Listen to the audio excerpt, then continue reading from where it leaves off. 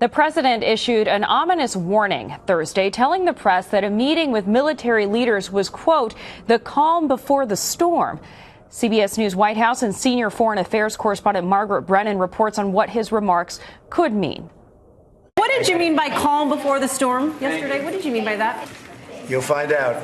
At a dinner last night with top military leaders and their spouses, the president made this cryptic comment. You guys know what this represents? Tell us, sir. Maybe it's the calm before the storm. What's the storming? Could be the calm before the storm. The ominous remark comes amid rising tension with North Korea and next week's announcement of the president's Iran strategy. He is expected to take steps that could unravel the agreement to freeze Iran's nuclear program, also known as the JCPOA. The action would be in defiance of top national security advisors like Defense Secretary Jim Mattis. Do you believe it's in our national security interest at the present time to remain in the JCPOA? Yes, Senator, I do. The Iran decision is also a flashpoint with Secretary of State Rex Tillerson.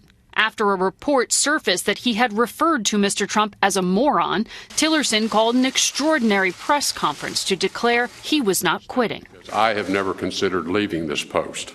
The White House said today there would be no firings. Can you continue to say the president remains confident in him as Secretary of State? He does. As for just what the coming storm may be, White House spokesperson Sarah Sanders refused to clarify. I wouldn't say that he's messing with the press. I think we have some serious world issues here. Margaret Brennan is at the White House for us now. And Margaret, you touched on this in your piece, but are the president's calm before the storm comments just another example of him playing to the crowd?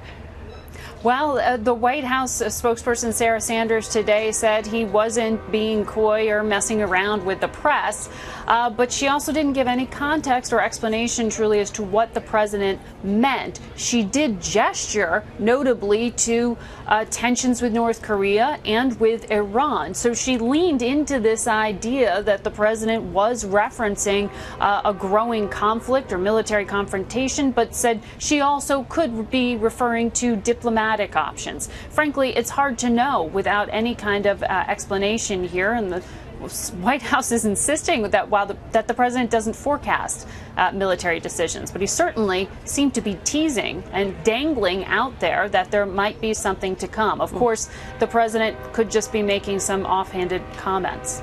That wouldn't be a first in either case. The president is expected to decertify the Iran nuclear deal next week. You have reported that Secretary of State Rex Tillerson and Secretary of Defense James Mattis are working to minimize the fallout.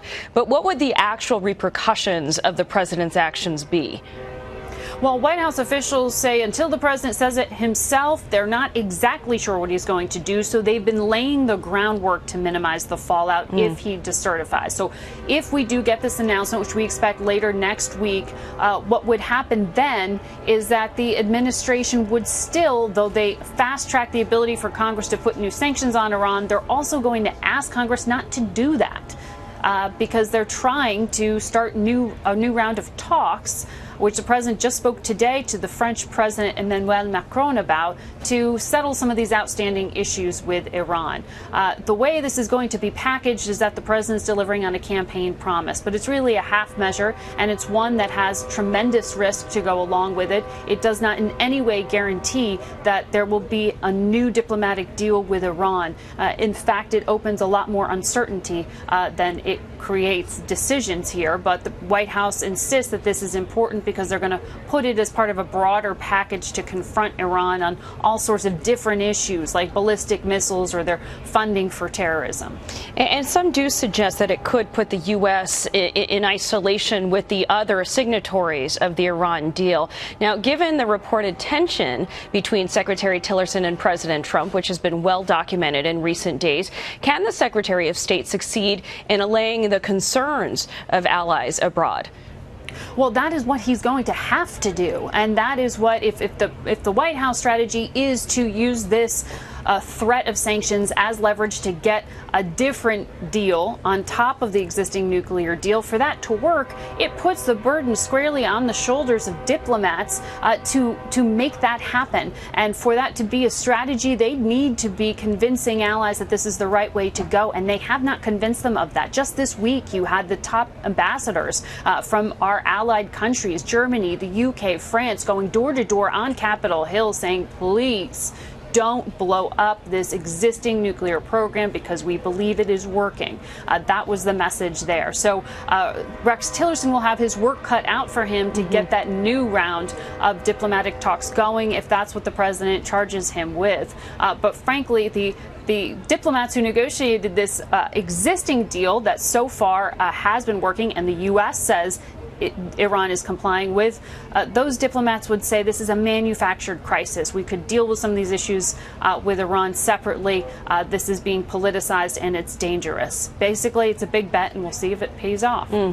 Margaret, does the president have any scheduled events this weekend, and what are you looking forward to in the week ahead? Well, covering this White House, you never quite know what to expect, but we know what's on the schedule at a minimum. And he will be heading to North Carolina this weekend. We expect him to be pushing once again more towards that message of tax reform. We know later in the week he will be talking about his Iran strategy and unveiling that. We expect that around Thursday or Friday. He'll also be midweek in Pennsylvania to talk about some of his domestic programs as well. So the president will be out there trying to connect with people and convince them that this strategy that he's putting together, whether it's for tax reform or whether it's for Mideast, well, not just confronting Iran and their nuclear program, but other issues, is the right way to go. All right, Margaret Brennan for us at the White House. Thanks so much.